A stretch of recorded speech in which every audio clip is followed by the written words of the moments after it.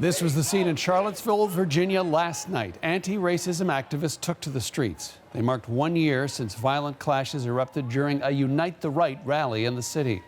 There are concerns there may be more violence this weekend. A state of emergency was declared a few days ago. Demonstrations and counter-protests are expected to continue today. So 1 year after the violent clashes in Charlottesville, has anything changed? For more on that, we've reached Uhuru Williams. Now, he is the Dean of the College of Arts and Sciences at the University of St. Thomas, and he is the author of Black Politics, White Power, and he joins us from St. Paul, Minnesota. Mr. Williams, always a pleasure to have you on the show. Thanks for joining us again. In just a few hours, white nationalists will be rallying in Washington, right across from the White House. Charlottesville remains under a state of emergency. A year later, what does this tell you about the state of the alt-right in America? It tells us, John, that they're still quite strong and still feel very comfortable in expressing views which are out of sync with the vast majority of Americans. What's also disturbing about it is that they feel comfortable enough to go to Washington, D.C. and feel that they have the tacit approval despite public pronouncements of the President of the United States. Speaking of the president tweeted yesterday about Charlottesville. Let's look at that, and we'll read that to the folks at home. The riots in Charlottesville a year ago resulted in senseless death and division. We must come together as a nation. I condemn all types of racism and acts of violence. Peace to all Americans. Now, famously, he made the comment last year about good people on both sides, violence on both sides. Is what he's saying a year later substantively different from that?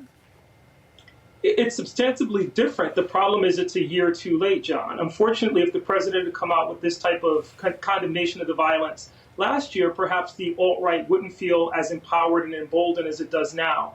It's been a really difficult year for race relations in the United States. The United States has suffered internationally in terms of its reputation abroad, betrayal of democratic values in an environment in which racism has become permissive.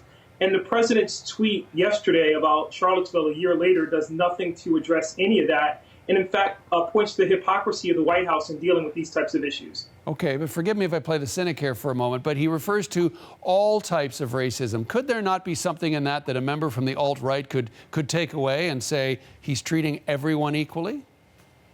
Absolutely, and that was the problem with the comments from last year. The president's inability to signal out the bad actors in these incidences like Charlottesville are part of what's creating a permissive environment here in the United States, which is helping the alt-right and other organizations feel comfortable in expressing racist views and engaging in violent behavior, which is compromising American lives and also, quite frankly, embarrassing the United States in the eyes of the world.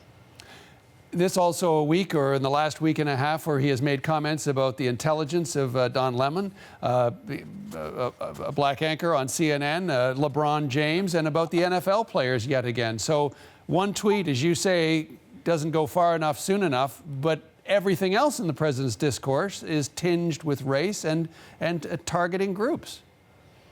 Absolutely. The president has had a sustained discourse about NFL players who are black. He seems able to weigh in very decidedly when you're talking about African Americans with whom he has a disagreement. So we're looking at a president, quite frankly, who's quite capable in talking about issues that he considers important in articulating views that state his opposition to behavior that he thinks is bad. So Don Lemon is a good example. LeBron James is a good example.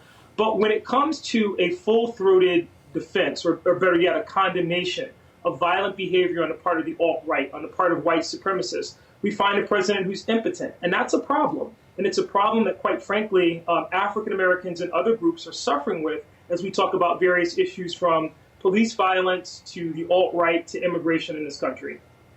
So here's the question. In the past year, since Charlottesville, has anything changed in the United States? Very little has changed. In fact, I think things have gotten worse, unfortunately. We live in an environment now where people are increasingly disturbed and have very little outlet to try to express some of that frustration. If there's any silver lining in any of this, we've seen an increase in activism. We've seen people putting themselves on the line in terms of their personal views, athletes coming forward like LeBron James, activists making a more concerted effort to demonstrate their contempt for the views of the president. We've also seen a concerted effort on the part of anti-racists in the aftermath of the death of Heather Heyer to raise awareness about the issue of race in this country and the issue of white fragility. But again, when we talk about overall, when you're looking at the White House, when you're talking about elected officials making a more concerted effort to stand up against this type of behavior, very little has changed. In fact, things have gotten worse. So, Professor, we look forward to the next year. Will we be having the same conversation, or is there any reason for optimism? I always am hopeful, John, but I think there's very little reason for optimism as long as President Trump is in the White House. His defenders will argue that the president was not responsible for the violence in Charlottesville. But this is an old problem in the United States. It goes back to the days of lynching, when you had elected officials who refused to take a strong stand against violence, and in the process helped to encourage those who engaged in that violence to believe that they were justified. As long as we have a chief executive who refuses to speak out against the types of violence that we saw in Charlottesville last year, we're going to be looking at a culture and environment where this is what we can expect.